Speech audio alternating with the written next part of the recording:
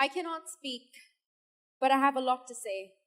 Like that one time when I felt so lonely, I wanted to claw at my face. Instead, I curled up in a fetal position and pursed my lips.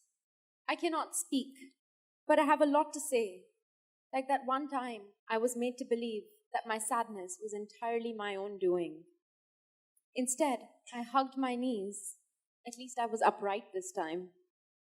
I cannot speak, but I have a lot to say.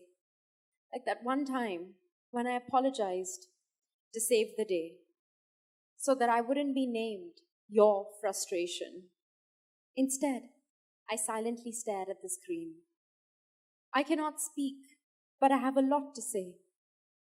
Like that one time when I wanted to ask if I was priority, but I feared their reaction. Instead, I curved my lips into a smile and walked into the other room. I cannot speak, but I have this to say. Words that need to reach you are reaching God instead. Hands that need to hold yours are folded in prayer this way instead.